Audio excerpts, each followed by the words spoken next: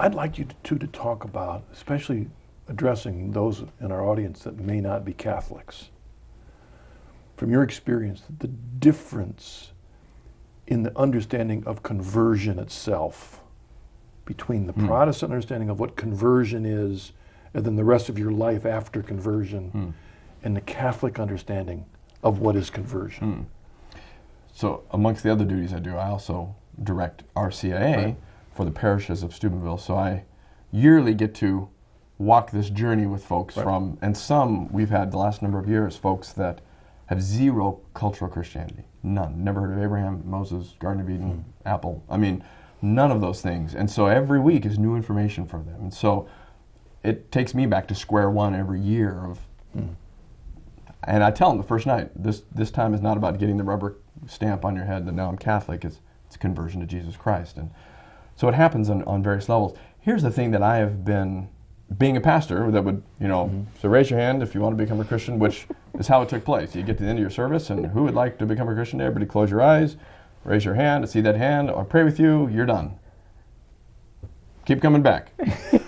I mean, that was all there was to it. That's the way I grew up with. And to see the Catholic Church that RCIA, we're going to take a full year and teach the faith to you personally each and every week, let you ask all the questions you want. We presume you're not convinced when you come.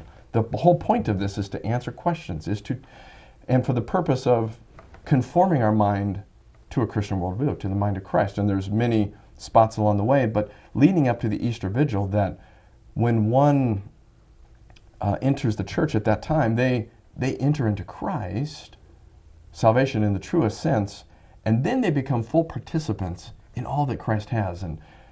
And for many years in the Protestant world, there'd be the seeker-sensitive movement, was how to make Sunday as seeker-friendly as possible, as non-Christian friendly as possible, so that they would want to come back and then you can give them the gospel. So it's a good evangelistic goal. But the fundamental difference in the Catholic Church is no, Sunday is for the converted. It's for the initiated. Now we're going to have all these other things for the uninitiated to enter into that process. And I love that, which is why there's a disconnect sometimes when you're not Catholic and you come to Mass. Well, why isn't this very friendly and evangelistic? Well, we did that for 9 months over here on Thursday night. That's this. Well, and there's another part of that which you brought up when you mentioned spiritual direction. And RCIA, this thing called mystagogia.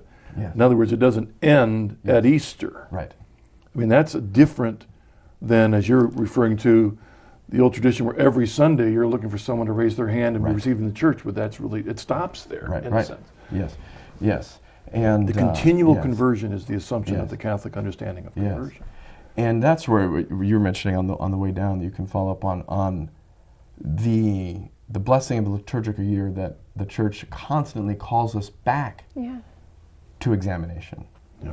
So I mean, every year we have opportunity at Lent and at Advent, it's primarily those two seasons, where the point of them is to grow deeper. I mean, if for whatever reason you have gotten off, it's a chance to get back on track, and the Church calls you to get back on track and calls you to make your life right again and become ready for Jesus coming as a baby, Jesus coming back, Jesus rising from the grave. I mean, all of those things.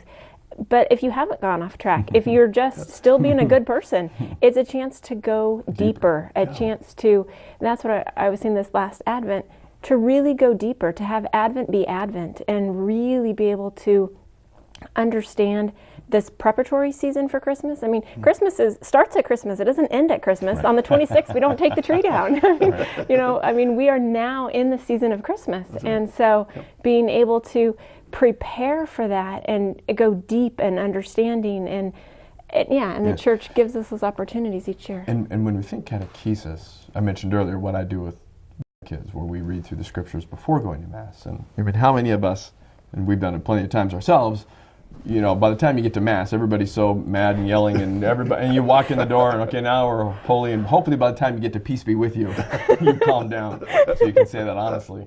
But I'm convinced if parents would simply pay attention to the liturgical year, the liturgical calendar. What's today?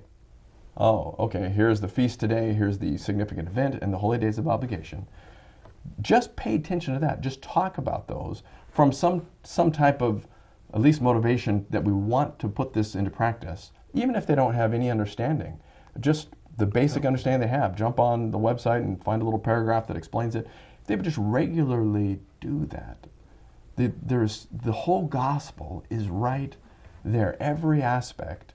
And every year, you would just go deeper and deeper and deeper. And it becomes, I think, the natural way we learn, which is progressively and gradually in stages, not all at once. And something we did with our children, and they're little, so it was easier, but not having the Catholic background, not knowing the saint days and the feast days and the things that didn't come naturally to us, was to offer an incentive. Who gets an extra piece of cake or a little larger dessert or something for knowing what feast day that was. Right. And So then sit down at dinner and ask. Yeah, ask what is today? My parents What's used to have to give me special? candy just to get me to go to Sunday school, just to get there. So so what is today? And then as they get older, not just what is today, but what's their story? What's the significance of this day?